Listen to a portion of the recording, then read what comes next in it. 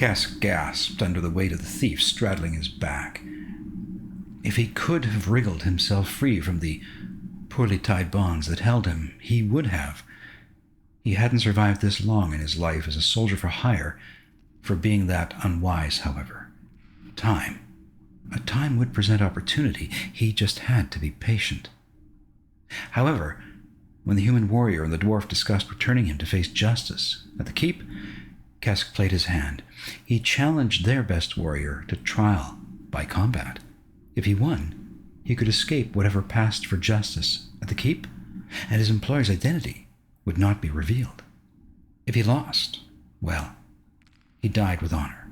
Either way, he would not freely leave this grotto, only to be incarcerated in the dungeon at the keep. Now his eyes narrowed as he sensed that the dwarf, or the human, would agree to his challenge. As he listened to the labored breathing of the dwarf, tired from the brutal physicality of the recent battle, he knew that the human would be his opponent. He eagerly smiled and waited to see if he was correct. Welcome to Nosh Solo.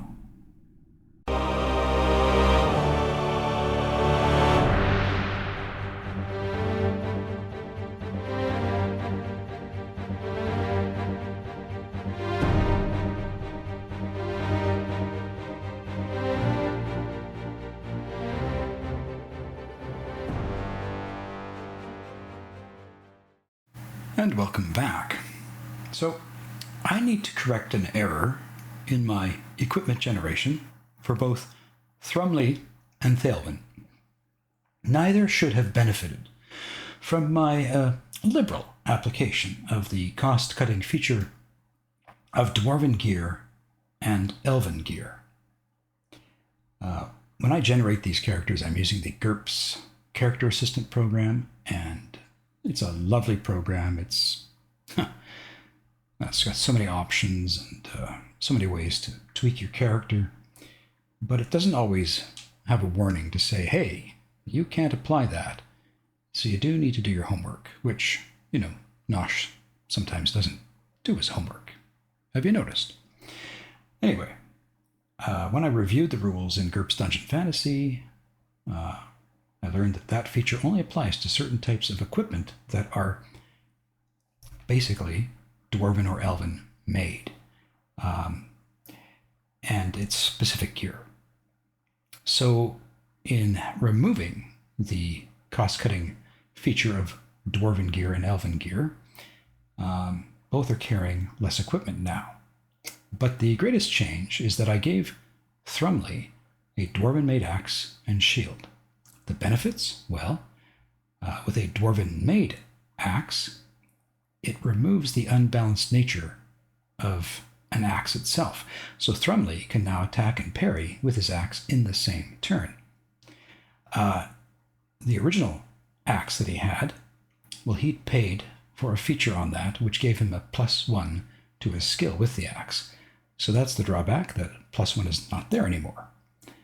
The Dwarven shield is made of iron, and it gives a +1 to shield bash damage. So that's good, but it also doubles the weight of the shield. But hey, Thrumley's a dwarf. He can bloody well lift the thing. Okay, so Garren says to Kesk, if we're going to do a trial by combat, there are some terms that only I will agree to. One is that it will only be with melee weapons and shields. So no breath weapon attack and no magical aid. The second, it could be to the death, but it could also be to when one of us falls. And thirdly, we are going to rest and at least be recuperated enough to do this battle. So he and Kesk are going to basically wait until they've got all their fatigue points back. Now, you might think Thrumley should be the one to go and wade into battle here, but Thrumley, he has already burned 8 points of fatigue. Now, he is fit, and so the rate of his recuperation is doubled, but it's still going to take about, 40 minutes for him to get all his fatigue points back. Whereas for Garren, he's only spent 3 fatigue points, and so it's going to take him like 15 minutes, I think, to get those points back. And Kesk has only spent 1 fatigue point, so it's only going to take him like 10 minutes to get it back. So them's the rules. Kesk, not really in a position to negotiate, agrees to that. Promises he won't use his breath weapon, and he'll just use his 2 axes. And yes, whichever fighter falls first, whether that's by death or just by accumulation of the wounds, that will be the end of the trial. And he can live by that, or die by that. So we're going to remove the fatigue from our 2 combatants. And yeah, in about 15 minutes, Garren walks over here, and Kesk walks over here. Thrumley stands beside the Greenscale Trapper. The Greenscale Trapper is quite seriously wounded. He's not going to make any effort to interfere. And Penny's going to stand here with her bow with an arrow notched in the string. Kale is going to stand here, and Velistra is going to stand over here. Well, by the way, I've used the arrow indicators because I just find them a little easier to use to indicate facing. So yeah, Garren's going to face off here. Kesk will face off here. And Thelwyn is going to continue to work on bandaging Sister Haleen. So even after this combat's done, she's still probably going to be quite unconscious. Okay, so let's see how this goes. Okay, so Kesk is going to begin. He's got the higher speed, and he is going to do a step and evaluate. Now, evaluate in GURPS is simply the same as taking an aim with a ranged weapon, except you're doing it for a melee weapon. It's going to give him a +1 after 1 turn of evaluation, up to a maximum of 3. Oh, you may have noticed I removed everybody from the map because I just want these 2 on the combat tracker. So Garren is also going to take the evaluate maneuver, so that he too will benefit from a +1, and he takes a step. Okay, so Kesk does the same thing. He takes a step, changes his facing, has those axes up, and he's kind of bobbing and weaving. And so does Garren. He's got the shield up, he's got the sword up, and he's looking for an edge. Kesk does the same thing for 1 more turn, and he does the evaluate. And Garren, he takes a step this way, and he continues to evaluate. Now on this turn, Kesk has to attack or he loses the evaluate completely, but he can't reach Garren. He has to close the distance, and so what he does is he does a move, an attack on Garren, and that is going to, let's bring up his character sheet. So for combat purposes, he's got a skill of 13. In taking a move and attack, he's going to have a -4 to his attack, and he cannot do a move and attack with a skill higher than 9. So in effect, by taking this step away, Garren has basically undercut the evaluate completely. And the highest level that Kesk can attack with is a 9 on a move and attack. So I'm just simply going to put the -4 here, because that will be the effective skill that Kesk can attack with. So here comes the first attack. Let's try that again. Comes the first attack on Garren. And that is a fail by 3. And here is the next attack. And that is going to be fail by 4. So both attacks miss. Okay, so I'm going to remove the evaluate from Kesk. And I guess I should have put a move and attack down there for him. Okay, so I'm going to put that back up there. Okay. Now it's Garren's turn. And Garren, he's going to do a step and feint, or at least a feint. So I'm going to add that to my effects. Okay, so we'll throw down that feint, and we're going to remove the evaluate. Okay, so Garren is going to get a +3 on his feint roll. So we'll call him up, and we'll see how well he does. And he makes a margin critical. So he made his roll by 11. How much does Kesk make his roll by? He makes his by 5. So the difference is 6. So when you do a feint, it's a quick contest of dexterity or weapon skill or even shield skill. In this case, Kesk did not beat Garren, and so Kesk is going to be at a -6 should Garren attack him successfully on Garren's next turn. So it's now time for Kesk to take his turn. He did a move and attack last turn. So he is going to do an attack, but after he's done the attack, he's going to step back. So I'm going to drop a attack there, and I'm going to remove the movement attack. Okay. All right, so he will attack with both his weapons, and he succeeds by 3 with one, and he succeeds by 5 with the other. So, and then I said he was going to step back. Okay, so Garren basically is going to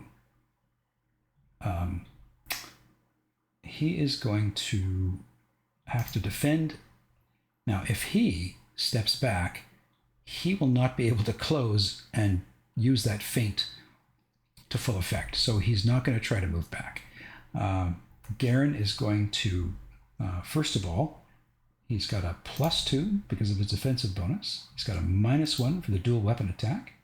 He's going to burn a fatigue point to get a +2 on Feverish Defense, and he's going to try and block this first attack. And he succeeds by 3. And he's got the same mods, basically +2 for DB of his shield and -1 for the dual weapon attack.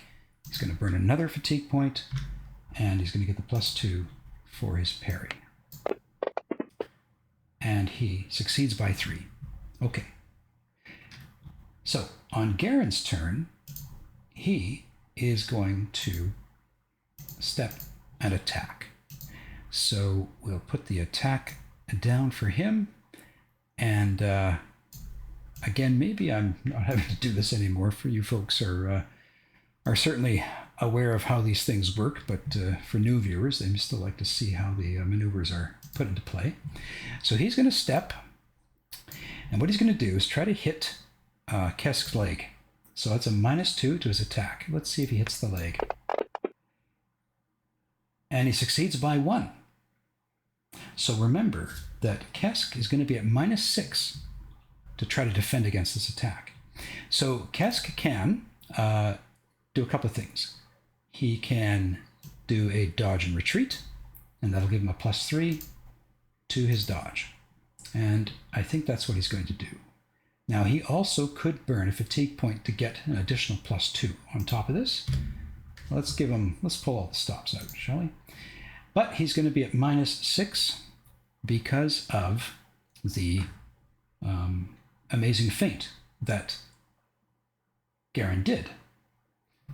So it'll be a -6 to this. So we'll add a -6 mod to to this as well. He's at -1 to his overall dodge, if I've got this correct. He fails by 3. So, let's see how much damage Garren does to his leg. He does 7 points of cutting. Now, Kesk does not have any armor on his legs. He just has it on his torso and groin, but he does have a natural DR of 1. So I'm going to change the hit location to the leg. DR reduces to 1. Look at that. This is a major wound, and it's crippled his leg. There's nothing he could have done, I think, differently, because he did the Feverish Defense. He moved back, and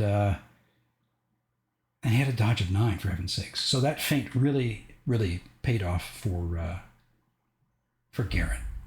So what happens with a major wound? Well, and a crippled leg. Okay, so a couple of things. First, when you receive a major wound, and it's a crippling wound at that, I guess it's crippling is a major wound. How about we put it that way? So he's going to have to make a health roll or be stunned. But because he has a crippled leg, he is going to go down. He's going to go down prone anyway. So basically, Kesk cannot now stand up. We will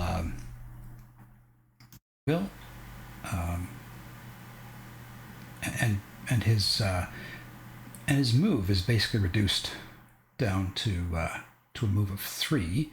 But at this point, that's if he were able to, I guess, to hobble around. But no, the effect of a crippling injury is that he is prone for the rest of this combat. So he'll have to work from the movement cost for being prone, as well as the impact to his active defenses. So he has to roll versus health or be stunned. So he's not stunned, but he will certainly be at -4 for shock on his next turn. And I'm using what's called the accumulated wounds. It's an optional rule in GURPS 4th edition. So we're not even going to actually record this damage, except to note that he has a crippled leg. With accumulated wounds, you can hit the extremities up to the point where they are crippled, sometimes even dismember them, but it's just the hit points for that particular body part. And for arms, it's crippling as any damage of hit points over hit points divided by 2. So in this case, 9 definitely does it, because Kesk has 16 hit points. Okay, so he is crippled. So I guess I'm going to put that down here, crippled. Now, which leg was it? 1 to 3 is left, 4 to 6 is right. Come on now, you. So it'll be his left leg. Okay, so he still has his axes, okay, but he is lying down now. Okay, so that was Garren's very good attack. And now it is Kesk's turn. So Kesk is going to have to try to, well, let's see. I don't think he can even sit up with a crippled leg, if I'm not mistaken. He can still fight, but he has to either be sitting or lying down. So I think what Kesk is going to do is he is going to take the change posture maneuver, and he will go to sitting. So he's basically trying to get himself into a sitting position on his turn. Okay, Garren, however, is going to come in and he is going to try to attack Kesk. This will be, I think, an attack against, well, you know what? I think what he's going to do is try to attack his weapon arm now. So that's a -2. One of his weapon arms. And so he succeeds by 3. So Kesk is basically in a sitting posture now. Correction. He has not yet taken his next turn. So he is technically getting from a lying to a sitting position. On his next turn, he will have to take a new maneuver. So he is in the process of changing his posture. So lying down is a defensive -3. So I'm going to rule that he isn't quite completely into that sitting posture yet. It's going to be awkward to try to defend while you're trying to get up into a sitting posture with a one good leg. So he's going to be at -3 to defend against this attack. And he can dodge. His dodge actually doesn't change because dodge is based off of basic speed. And so his basic speed has remained unchanged. So he'll be at -3. And if he wants to try to retreat, he can roll away, but he's already started to make the posture to his sitting. So I think that at this stage of the game, rolling away is not going to be something he can do. I would argue that all he can do is, as he's trying to get into that sitting position, he can just defend, and either that's move his body, twist it out of the way, or he can try to parry with one of his axes, or let's see, he has dual weapon attack. I wonder if that gives him a benefit to parrying twice in the same turn. Well, yes, I think because Kesk has he has offhand weapon training with his axe mace. He does have the dual weapon attack with the axe mace. I do believe, now I'm sure those of you who are watching this for the group's crunchiness will tell me perhaps of a different way of looking at this, but it seems to me that the description of the offhand weapon training specifically talks about both using the weapon to attack and to parry. And looking at the rules on parrying with the offhand, it says you can ignore this penalty if you have the ambidexterity advantage. And I believe that the offhand weapon training also eliminates that. So my understanding here is that Kesk could try to parry this attack with both of his axes. And that if he fails with either of those, then he could try again, but it'll be at a cumulative -4 per weapon. I think. I'm maybe a little dodgy on this. He could also simply dodge and parry as well.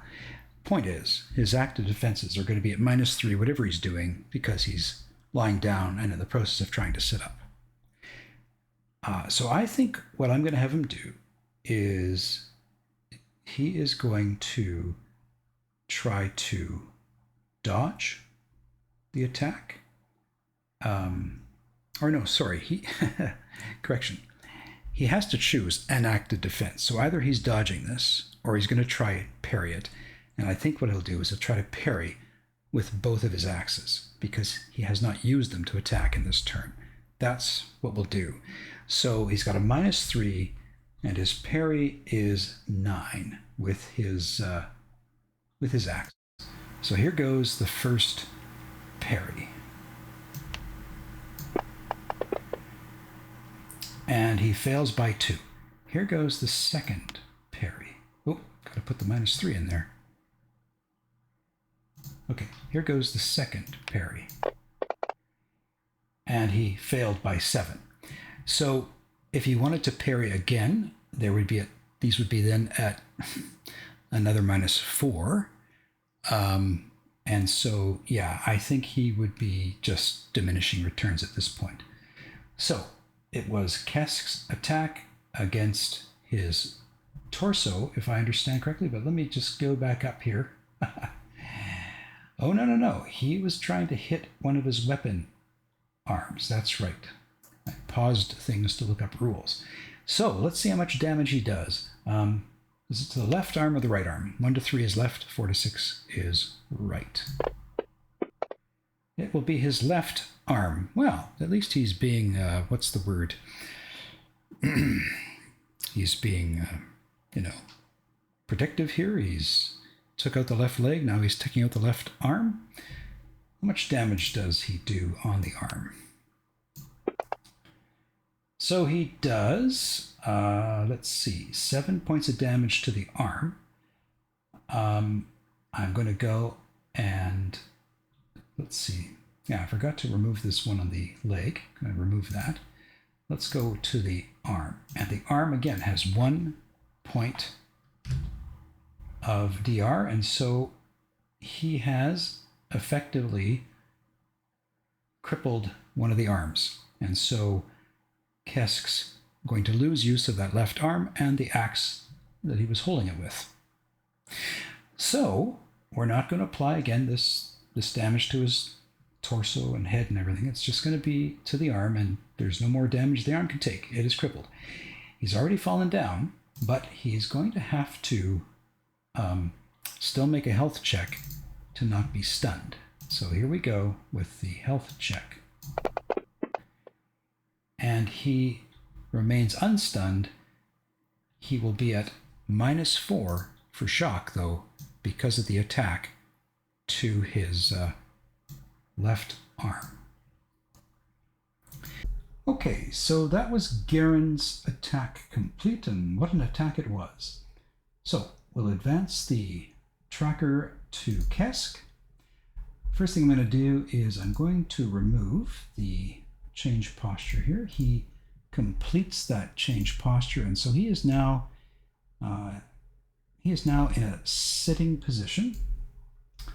So that's the first thing I'm going to do. And he is also going to take an all-out defense at this point, because with only one arm to attack with and in a sitting position, I don't think that Kesk is feeling like starting to attack Garren, and is going to go into a defensive posture. Okay, so that is what Kesk does on his turn. So I've got the crippled leg in there, I've got the crippled arm in there, the shock, the posture for sitting, and now his all-out defense. Okay, what does Garren do? Okay, so Garren is simply going to start wailing on Kesk in this seated position. And he succeeds by 2. Kesk is going to burn a fatigue point. He's going to try. Now that fatigue point gives him a +2 for Feverish Defense to counter the -2 for his being seated. And as long as he spends fatigue points, he'll be rolling from his parry or his dodge, just as you see them here. So he's going to try to parry this attack straight from his 9. And he succeeds by 3. Okay, so on his turn, Kesk continues to all-out defend.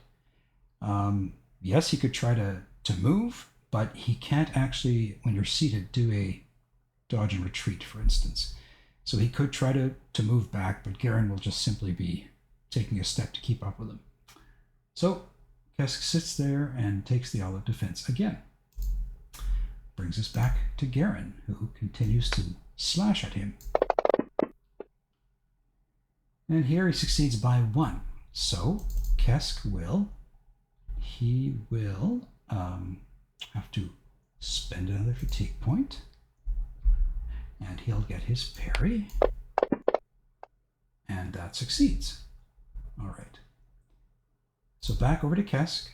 Kesk is going to continue to do an all-out defense. Garren slashes at him and succeeds by 7. So Kesk burns another fatigue point, and he'll try to parry with a 9. And he fails by 1, so he's going to spend another fatigue point so that he can try and dodge at 9. And he fails that. So how much damage does Garren do? He does 8 points of damage in total. 3 get absorbed by his Kesk's armor. With the damage multiplier considered, he now is taking 7 points of injury. So he has 7 hit points remaining. He will be at shock for -4, but I'm not going to really record this because what's the point? He's going to be doing all of defenses moving forward. Okay, so that was Garren's turn. We go over to Kesk, who continues the all-out defenses, and Garren is going to cut at him again. And he succeeds by 7. Kesk will burn another fatigue point, and he will try to parry that blow. And he will fail by 3. He'll burn another fatigue point to try to dodge. And he fails that as well. So Garren does another 8 points total, and 7 get through. So Kesk is now at 0 hit points. At the start of his turn, he's going to have to roll to stay conscious. All right, so it's the start of his turn. Let's see if he stays conscious. So I'm going to go up to his health here. His health is significant. And he just succeeds. So he hangs on to his consciousness. He continues to all-out defend. Garren just keeps slashing at him. Oops, sorry. Ignore that damage. Garren just keeps slashing at him. And here he succeeds by 0. So again, Kesk can burn another fatigue point and try.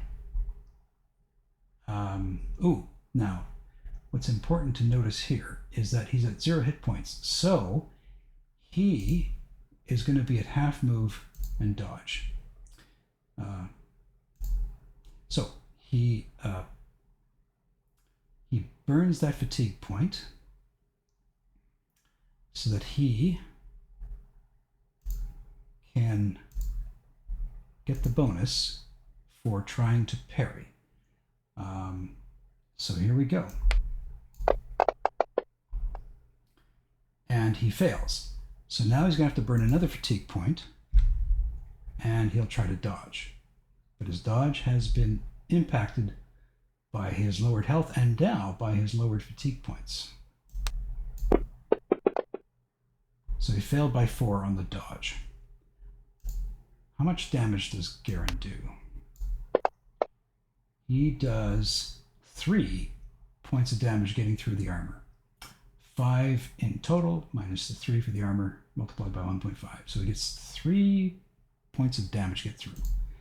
So Kesk is at -3. We go back up to Kesk. Kesk has to make a health check.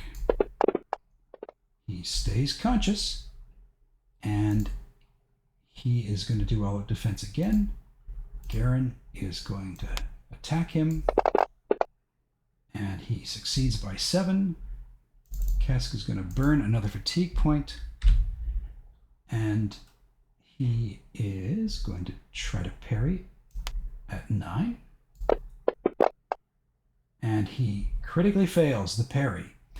Okay, so with critically failing a parry, what happens in that regard?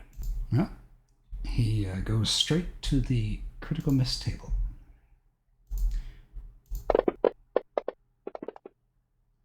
Oh my gosh. Kesk just dropped his ass. His ass. His axe. Okay. So we'll put a dropped weapon indicator onto Kesk. So he's totally unarmed. How much damage does Garren do? He does 1 measly point, well, 4 measly points, and only 1 point gets through. Okay, so Kesk, the action turns into him. He's got to stay conscious. Health roll, please. And he succeeds by 2. Okay. So he is going to grab his axe. It's right there. So we'll take the weapon dropped off, and we'll take the all-out defense, and we'll say that he's readying. That's his maneuver. He's readying the axe. Okay. All right. So, poor guy.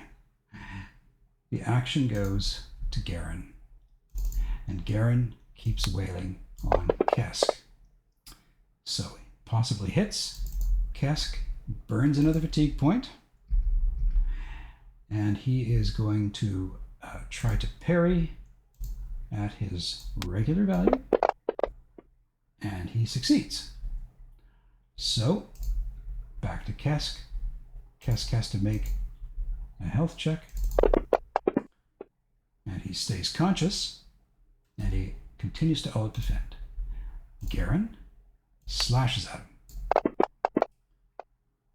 and potentially hits. Kesk is going to burn another fatigue point, and he is going to try to parry. And he succeeds by 4. Okay. Next turn is Kesk. He rolls to stay conscious, and he succeeds. He continues to take an all-out defense. I'm going to just change that ready, sorry, to an all-out defense. Here we go. Okay. And so, Garren gets to attack again. And he succeeds by 4. And Kesk takes another fatigue point. At this point, he's at 0 fatigue points. Let's see if he can parry this. And he does, just by 0. Okay, what happens when you're at 0 fatigue points? Well, if he spends any more fatigue points, and he takes an action like all-out defense, or a maneuver, all-out defense, he has to roll versus will, or he just collapses. Of course, he's also going to have to roll against health, because he might fall unconscious. If he does burn more fatigue, he also will take an accompanying point of hit point injury. So, it's now Kesk's turn. Let's get rolling. He's got to roll health to stay conscious. And he stays conscious. Kesk is going to burn that fatigue point. Or sorry, no, he doesn't have to burn a fatigue point, sorry. He's just taking all-out defense.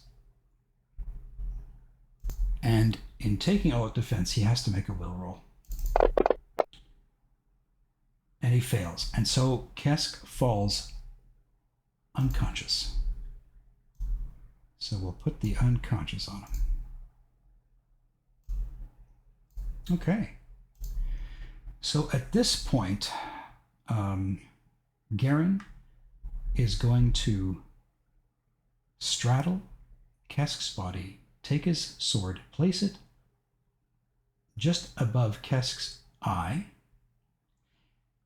And the question is does Garren resist his bloodlust and spare Kesk's life?